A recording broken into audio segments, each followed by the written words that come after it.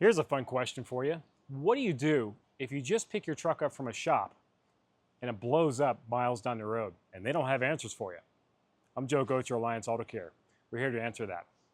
In this particular case, we have this very unique early 90s G350 turbo diesel. And that's what happened to this unfortunate vehicle. Fortunately, they picked up the phone and they called me and they got the truck here. I handled the logistics, I sent the transport, I had it picked up, and I had it dropped here to shop. Within about 3 hours, we had the full answer, the full write-up. We knew exactly what was wrong with it. The even better part is we were able to outline not only what it's going to take to get this going, but also outline some options to upgrade at the same time. Fortunately for this one, he chose to upgrade. So for this one, we're actually doing an OM606 upgrade with a standard 6mm mechanical pump and an upgraded turbocharger to maintain the reliability and drivability of this truck. And we're also going to take care of the suspension and chassis on this so it can stop, handle, and change directions as reliably as it's going to be going down the road. All right, so the key thing in this is we've got something broken here. This camshaft was all together, but this is an example where this was at another shop in another state, and there was a considerable amount of service and repair done to get this moving, and the client got about 7 miles down the road. And it goes boop. Everything's broken. It stops running, he loses power. Anyway, he's fed up with it. He saw our videos and he picked up the phone and called me. He says, help, what do I do? I walked him through the process. We set up transportation. We handled all the logistics. I just need to know where the truck's at. We had it picked up, brought to the shop. We found that the camshaft has seized on this motor and rendered it inoperable. So when the camshaft seized, it broke right here. Hence the reason this guy still moves. And the chain broke, so the chain is down the side of there. Basically, this motor is toast. It's no longer functional. So this is a case where we have the opportunity to either A, repair the existing motor, and this is a 603 turbocharged motor, or B, upgrade it to a 606 or something else that's going to get a little more power and drivability. Along these lines, this is a great opportunity to take care of the rest of the vehicle. So we had a great discussion. We looked at all the different options. We took our time to come up with what's going to work the best. And we elected to do the 606 upgrade on this. We're going to keep the factory transmission, but we are going to keep the 6mm pump. We're going to make it a manual pump and stick with the factory style turbo. We're not going for major power on this one.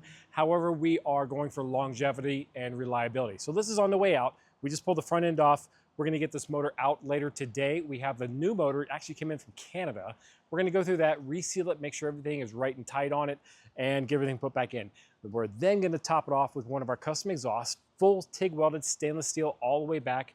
And then we're going to upgrade the suspension on this truck with our Fox 2.0s, factory right height springs. We're going to go through all the bushings on the suspension control arms and tie rods, make sure this thing can steer, stop, and handle going down the road now that we're going to have a substantial increase in horsepower. So anyway, stay tuned on this one. This is a great example where it's unfortunate that he's had it at other shops and spent the money only to have to do it again. But this really drives home the point that these things are not inexpensive to fix, but there's a certain value to having them in the correct location, having the correct knowledge base to not only fix or repair it, but to upgrade it so it's going to be reliable and usable moving forward for many years to come. Let's get into some of the little details on that. Let's unbox that motor. All right, so on the note of that truck with the blown up motor, we have our new to us, OM606. Now we did get this out of Canada. They're hard to find in the US, so we source them from wherever we can. This is a low mileage, under 100,000 mile unit. It comes to us in a pallet like this. It's all wrapped up. We are going to put it on an engine stand, and we're going to go through and reseal it with all new gaskets, seals. We're going to pull the injectors, the pre-chambers, etc. We're also going to put a new pump on it. So let's see what it looks like. So I have not opened this up yet. Of course, I have a dullest knife. This is the part where we fast forward. So for those of you not in the know, these motors were in the US and they came in the 1999 Mercedes E300 turbo diesel sedans, 98 and 99 if I recall. There was an oddball year in 97, 98 where they had an NA version, which is a non-turbo. If you do happen to across one of those are not the most desirable units because the rods are a little undersized and the pistons are slightly different. So we tend not to go with those for obvious reasons. But let's take a look at what we got.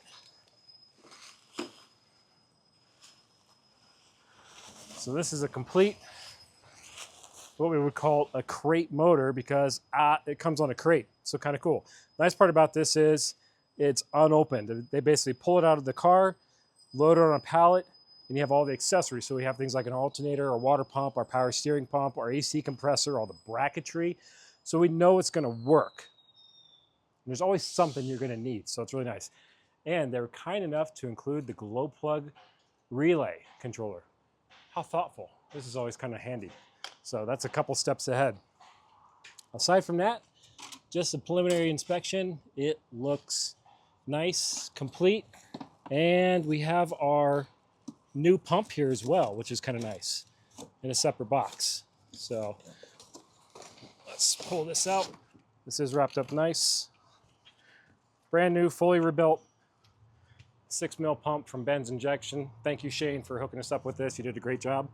So can't wait to get this on the truck and get this thing moving. This is going to really breathe a lot of life into it. Now, again, people are going to say, why didn't you go with the 7 mil pump or 8 mil pump or something really big and rowdy? Well, the reason for that is reliability. We build these with the impetus that you have to be able to live with this on a daily basis. You don't want to smoke excessively. You want it to behave. You want it to start normally. That's why when we do these, we spec the pump and the turbocharger accordingly so that you're not going to have a lot of lag. You're not going to have a lot of smoke. It's going to be reliable. You can drive it. Your wife can drive it. You don't have to explain anything. That's the goal here. So a lot of it has to do with the pump. The other have to do with the turbocharger and then pairing everything together nicely. So that's what that looks like. So this, combined with a brand new turbocharger, we tend to stick with a factory style turbocharger. This one is upgraded. It has a different impeller and different exducer on it. So even though architecturally it looks the same externally, internally it's a little bit different. It flows nicer, it's a little cleaner. It bolts to the factory location right here. So the nice part is we don't have to play engineer. Everything largely bolts up, and we can use existing Mercedes parts because we know they work and they've already put the gazillion dollars in engineering into it. So by putting in some different guts and making it flow a little nicer, it gives us greater efficiency and going from there. So that's what's going on in this motor. All right, guys, so let's talk about the ways you want to vet the shop in your area to know that if you're going to have a proper service done on your G-Wagon or not. As you see, we work on a lot of G-Wagons from all the different eras. We've got older ones, we've got late model ones, we have cabriolets, we have short wheelbases, we have diesels, we have 460s, we have 461s, and we have PURs professionals. We see them all. The key thing is, if you are not going to bring the vehicle to us, that's okay. There's other shops out there that can take care of you in your area. The key things you want to ask is, and this is if you're going to an independent, by the way, dealerships are kind of hit or miss, so just know that going up front. But if you're going to go to an independent, you want to ask what their experience is with Mercedes. The nice part about Mercedes is a lot of their stuff is, for lack of better words, it's all the same parts, just assembled slightly differently. So particularly in the G-Wagons, you'll find the same motor, a 603 or 606. Commonly, you'll find those motors in their sedan counterparts that are available in the United States. If they've got technicians that are used to working on those, fantastic. You're 10 steps ahead. If you have one of the rare few PURs or professionals, these use the 3-liter CDI motors that came in the Mercedes E350s from the mid-2000s on through 2012. It's a great motor. And the only question you need to ask is, are you familiar working on those early Mercedes diesels? And if they are, great. The electronics also transpose across different generations. A lot of them, if you can't get into it from a G-Wagon standpoint, you can usually communicate with it just telling it it's a sedan, and away you go. Even the earlier ones with the 320s and the 300s that are gas models, those all transpose to the early E-classes and the early 320s and so forth. So there's a lot of cross-pollination across their model lines from engines, transmissions, electronics, and they all intermix quite nicely. The other thing you want to ask your shop that's going to work on it is what their experience is with four-wheel drives. I've generally had success working with other shops that have experience in early Land Rovers, believe it or not. I know we all curse the brand, but the suspension systems do have their similarities. And typically if you find a shop that is familiar with the front axles and the overall suspension setup of those vehicles, you're going to typically be in pretty good hands. Also, feel free to pass our info along. We do work with a lot of other shops across the country on a collaboration measure to help them identify the correct parts, especially when we're looking at upgrading suspension or basic chassis parts. There's a lot of ways to go right with it, but there's also some ways to go wrong with it. And it's really important to ask the right questions and not be afraid to ask the questions. That's it. That's just it. But primarily stick with someone that's familiar with the German brands.